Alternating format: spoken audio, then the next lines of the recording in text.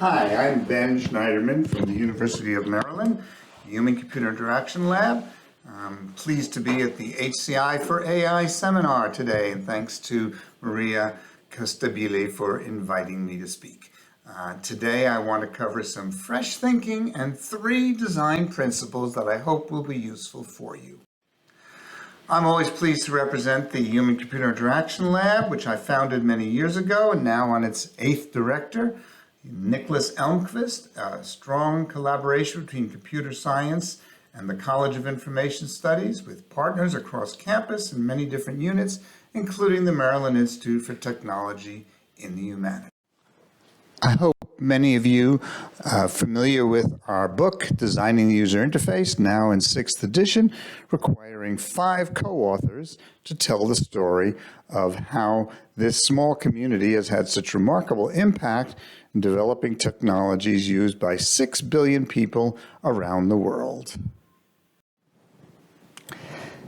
Today, we're going to take a deep breath and think about the future of technologies and how human-centered artificial intelligence can bring the benefits that we seek. There's a great deal of discussion about artificial intelligence, many wonderful promises of future, but also many fears about the dangers that it will bring. We'll take a more realistic approach to see how HCI can improve AI. Our goal for human-centered AI is to amplify, augment, enhance, and empower people. That's what technology should always be doing. And it should achieve the 1,000-fold improvements in capabilities that steam engines and airplanes have brought in the past, and now web-based information technologies, web search, email and text, digital photography on your camera, GPS navigation, and the powerful tools for business formation. These are the empowering technologies we want. We want to make reliable, safe, and trustworthy systems that are fully in human control. We want to make more people more creative more often, and thereby build their own sense of self-efficacy and bring the societal benefits that are so appealing to all of us. I've written about this in this paper, and you can see the details. The 3 lessons begin, or 3 principles begin with high levels of human control and high levels of computer automation. That's a fresh and different message. When I first did the first edition of the book, Designing the User Interface, in 1986, I had a section called Balancing Automation and Human Control. And it was predicated on belief that to get more automation, you had to give up human control. That one-dimensional model I came to see as limiting the ideas for design. By later editions, I changed that section to be called Ensuring Human Control While Increasing Automation. This is a bit of a puzzling title, and I think it was a challenge to write. Now I see more clearly how that's the right way forward. And instead of 1 dimension, we can think of 2 dimensions. We can have high levels of human control and high levels of computer automation. That's the goal. How do we do things like our digital cameras, which give you a lot of automation support?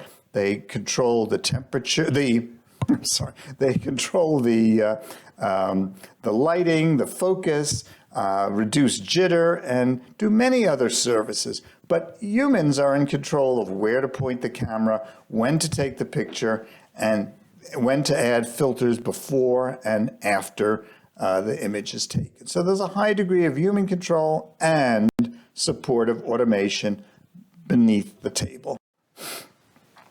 So the design principles that get us there for high levels of human control and computer automation are to make comprehensible, predictable, and controllable systems. That's always what we've had under the notion of direct manipulation systems that offered continuous display of status and informative feedback. It's the success story of our decade.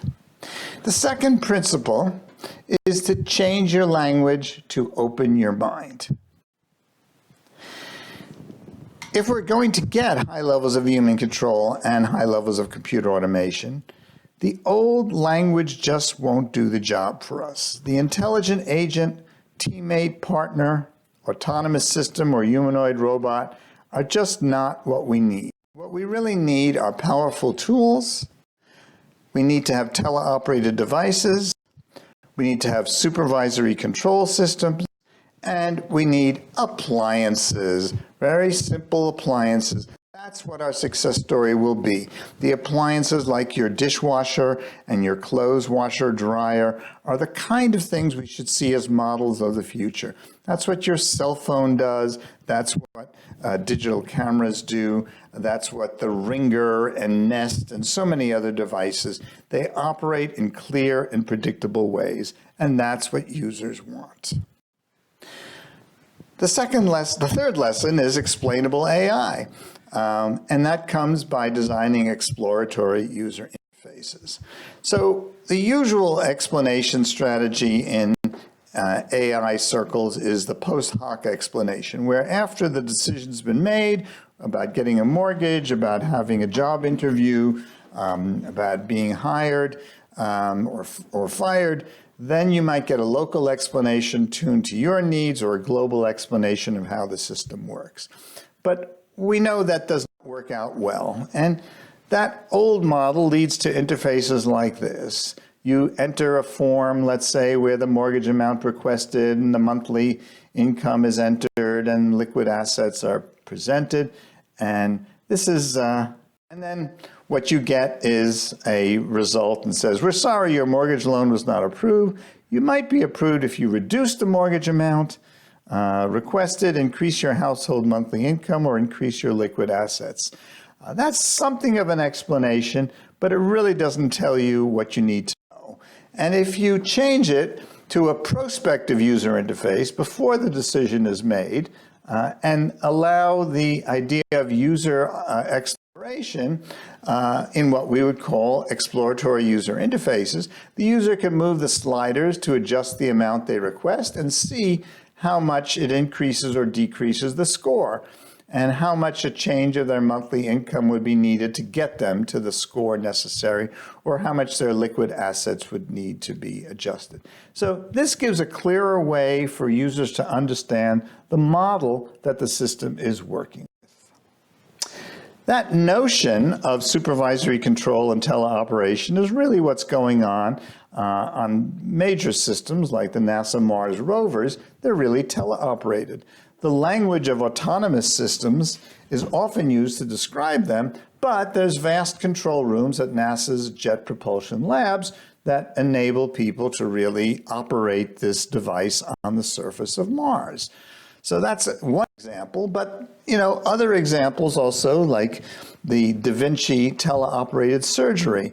The journalists love to talk about how robots are performing surgery, but the Da Vinci page tells us robots don't perform surgery. Your surgeon performs surgery with Da Vinci by using instruments that he or she guides via a console.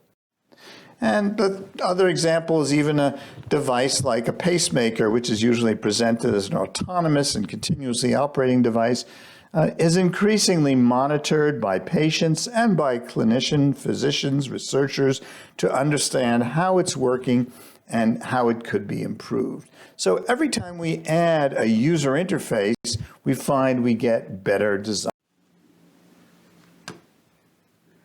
The summary is easy. Simple. There's three principles. High levels of human control and high levels of computer automation are possible. Changing the language to open your mind will give you fresh design ideas, and then explainable AI through exploratory user interfaces will do the job, and that will allow you to build human-centered AI that amplifies, augments, enhances, and empowers people, achieves the thousand-fold improvements, gets you to reliable, safe, and trustworthy systems so that more people are more creative more often and building their sense of self-efficacy in society. These three papers provide much more detail and many references that you can read on your own. And the website, I've collected HCI and AI courses and many resources that tell you about how to build these kind of systems. Thanks again to Maria Costabile for inviting me, and I'd be glad to participate in discussion and answer questions. Thank you.